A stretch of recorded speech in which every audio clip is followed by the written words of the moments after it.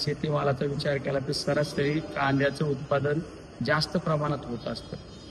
त्या कांद्याचे आज भाव एकदम गडगडलेले आहेत. 10 ते 12 रुपये सुद्धा बाजारभाव मिळत नाहीत. उत्पादन खर्चाचा विचार केला तर त्या कांद्याला 14 ते 15 रुपये उत्पादन खर्च येत असतो आणि आज त्या उत्पादन खर्चाच्या भावात सुद्धा कांदा विकला जात नाही. त्यामुळे आम्ही आज संसदेच्या मकरद्वारवर महाराष्ट्रातील सर्व खासदार, विशेष करून बगरे सर असो, राजाभाऊ असो, बजरंग बाप्पा असो, आदरणीय सुप्रियाताई असो, अनेक आम्ही सर्व खासदारांनी त्या ठिकाणी आंदोलन केलं. आमची मागणी एकच होती की कांद्याला हमी भाव मिळाला पाहिजे. कमीत कमी 40 ते 43 रुपये भाव तरी मिळाला पाहिजे. आमच्या दुधाचे सुद्धा बाजारभाव वाढले पाहिजेत. अनेक शेतीमालाचे सुद्धा बाजारभाव वाढले पाहिजेत. कारण शेतकरी हा जगाचा अन्नदाता आहे आणि तोच अन्नदाता आज आत्महत्या करण्याची वेळ येत असेल तर आपण त्या ठिकाणी आंदोलनाच्या माध्यमातून सरकारला जाग आणण्यासाठी आम्ही या ठिकाणी आंदोलन केलं आहे. माझा दिंडोरी लोकसभा मतदारसंघ म्हणजे नाशिक जिल्हा हा कांद्याच्या बाबतीमध्ये म्हणजे नगर पण त्याच्यामध्ये आहे. मोठ्या प्रमाणावरती उत्पादन कांद्याचे होतंय. शेतकरी अत्यंत मेहनतीने म्हणजे जर माझ्या मतदारसंघात बघितलं तर 1 नंबरचं पीक कांदा आहे आणि 2 नंबरचं पीक द्राक्ष आहे आणि कांदा मोठ्या प्रमाणावरती लागण केली जाते आणि शेतकऱ्यांचं ते एकच पीक आहे. कारण त्यासाठी लागणारी भौगोलिक परिस्थिती ही विशेषतः दिंडोरी लोकसभा मतदारसंघामध्ये. परंतु उन्हाळ कांद्याचं मे मध्ये काढणी चालू असताना अवकाळी पाऊस कांद्याचं नुकसान झालं आणि आता नुकसान झालंय म्हणून थोडाफार भाव वाढेल अशी शेतकऱ्यांना अपेक्षा होती. परंतु आता 2-3 महिने झाले कुठल्या प्रकारचा भाव 700, 800, 1000, 1200 रुपयांनी कांदा विकला जातोय. उत्पादन खर्च देखील निघत नाही. मी मागच्या आठवड्यामध्ये संसदेमध्ये सुद्धा हा प्रश्न केला होता. कृषी मंत्र्यांना भेटलो होतो की शेतकऱ्यांना हमी भाव मिळाला पाहिजे आणि त्याचबरोबर सरकार जी नाफेड आणि NCCFच्या माध्यमातून खरेदी करते ती खरेदी त्या याच्यामध्ये प्रचंड भ्रष्टाचार झालाय.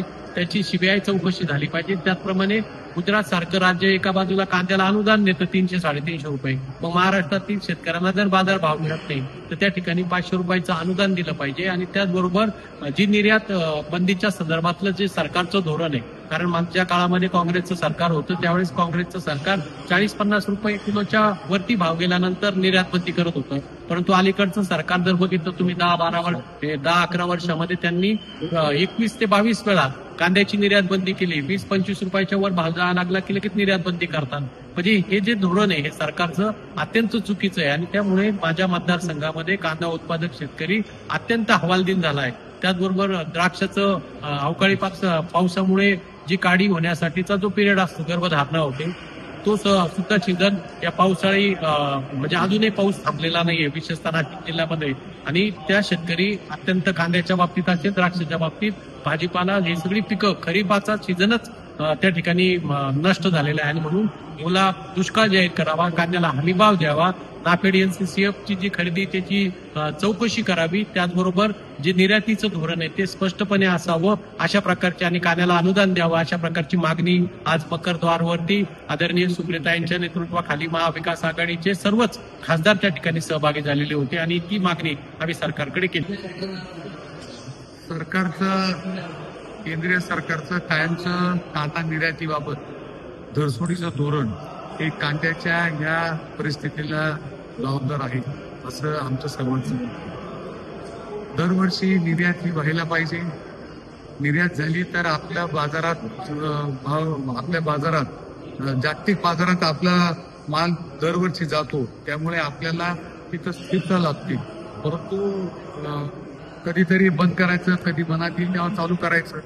या बाबतीत जे धरसोडीचं धोरण आहे त्यामुळे जागतिक बाजारातही भारतीय कांद्याला आता मागणी कमी होत आहे. त्यामुळे आपण सरकारने एक योग्य ते धोरण घेतलं पाहिजे. त्यासाठी आम्ही प्रयत्न करत आहोत. शेतकऱ्यांना अनुदान दिलं पाहिजे. एक्सपोर्टर जे आहेत त्यांना काही सवलती दिल्या पाहिजेत, कारण त्याच्याशिवाय कांद्याचे भाव वाढणार नाहीत आणि निर्यात वाढणार नाही. निर्यात वाढल्याशिवाय बाजारभाव वाढणार नाहीत. हे आमचं धोरण आहे. आम्ही मध्यंतरीच्या काळात फायनान्स मिनिस्टर निर्मला सीतारामन यांना भेटलो, कृषी मंत्र्यांना भेटलो, पियुष गोयलजींच्याकडे पत्र दिलंय. सर्वांनाच आम्ही विनंती केली की हे जे धोरण आहे हे धोरण व्यवस्थित एक धोरण ठेवा, तरच शेतकऱ्यांचा फायदा होणार आहे.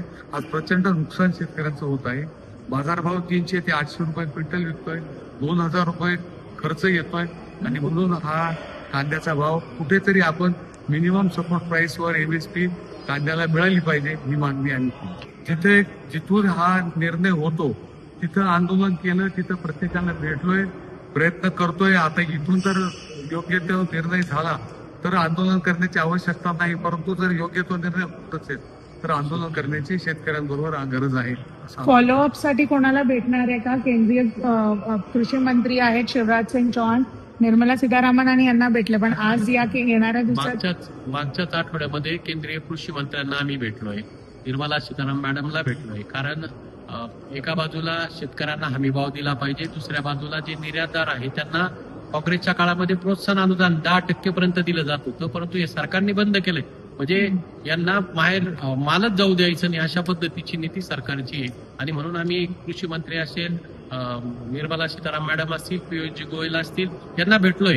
आणि जर एवढंही करून जर दखल घेत नसतील तर परत आम्ही महाविकास आघाडीचे खासदार त्या ठिकाणी भेटून आणि हा प्रश्न कसा मार्गी लागेल या दृष्टीने आम्ही प्रयत्न करणार आहे. या ठिकाणी हे जे बनवलेलं आहे हे देवळा तालुक्यातील एक किरण मोरे नावाचे चित्रकार आहे. त्यांनी हे कांद्याचं किती नुकसान होतंय, मग अवकाळी पाऊस असेल, भ्रष्टाचार असेल, या सगळे मुद्दे त्यांनी म्हणजे इथे वरती तुम्ही जर बघितलं तर हे सगळे नेते मंडळी म्हणजे ओमजी बिर्ला असेल, पंतप्रधान असतील, अमित शहा असतील, ही सगळी त्यांची चित्र काढलेली आणि खाली शेतकरी कसा हवालदिल झालाय हे या म्हणजे याच्या माध्यमातून आणि त्याचबरोबर ही पत्रकं सुद्धा त्यांनी बनवून दिली आणि शेतकऱ्यांचा आक्रोश दाखवण्याचं काम या माध्यमातून त्यांनी केले. आम्हाला सर्वात महत्वाचं देश पातळीवर काय घटना चालू आहे यापेक्षा आमचा शेतकरी वाचला पाहिजे, आमच्या शेतकऱ्याच्या मालाला बाजारभाव मिळाला पाहिजे ही आमची सर्वात महत्वाची मागणी आहे. आणि या ठिकाणी सरकार जोमात शेतकरी कोमात अशी शेतकऱ्याची प्रतिक्रिया सुद्धा या फलकावर पाहायला मिळते. थँक्यू.